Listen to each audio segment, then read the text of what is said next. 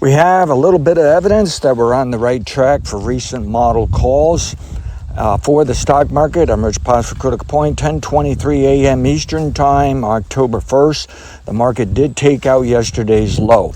That is a signal by itself. Tucking inside, it does look like the very short-term volatility has increased. There's signs of they've been trying to sell into this market here for a little while.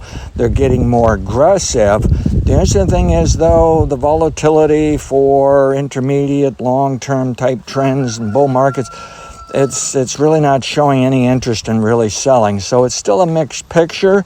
But I think we have to consider we have a chance here to put this market down into next week relative to the level 3 trend that may or may not be a leg down of maybe 2 legs down or 1 leg down of that larger level 2 trend that can be down during this month for the month even, okay? So I think we're on our way. I'm glad I did not jump back out here or flip back to being bullish the market, even though I told you if you're getting nervous, and I was getting nervous, I thought I was actually going to buy back a little, but instead I'm going to play with it here because I think this price action this morning, maybe later in the day, they'll put it right back up on us because there are people nibbling at this. I think they'll nibble it on it all the way down. I don't think we're going to get a serious amount of Wall Street on the bearish page here. But it looks like to me the level 4 swing ought to be down into tomorrow.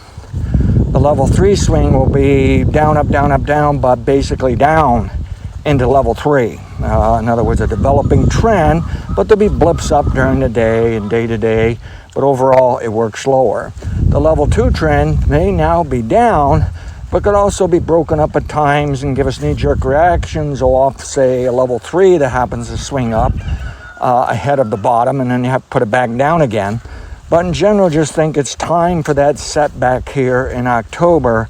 We're on our way. Now, the market is acting a little flaky here. These very short-term traders are turning more aggressively bearish, but they're up against traders who look for bigger moves who don't seem to be ready to do it. They're either waiting on some bad news, which can show up because this level 2 is important enough that it is likely, but it may be that they really have it in their mindset that they don't want to bet on downside much at all.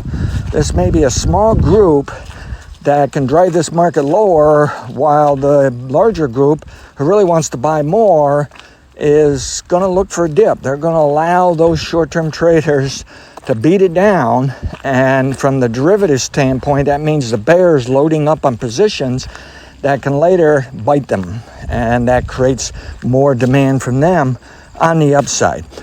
Interesting setup here, interesting structure. It could still go up and away on us here this month, I suppose, but I like what I see, and the price action in the last few minutes has said the model saying, gee, we were getting, it was time to get nervous whether we called it too soon, but now it's back on of looking like we're probably okay.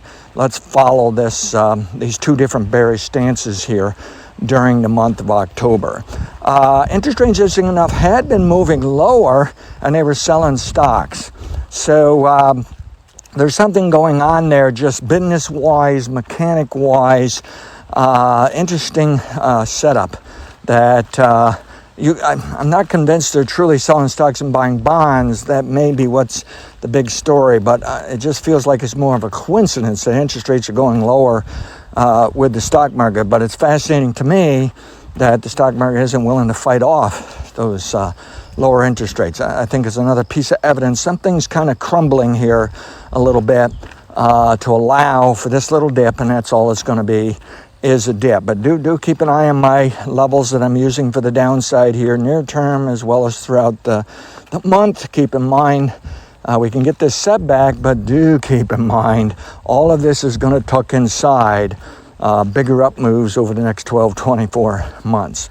Past results not necessarily indicative of future results, as again I think we got a little bit of evidence here this morning. We are on the right track for some selling in October. Thank you.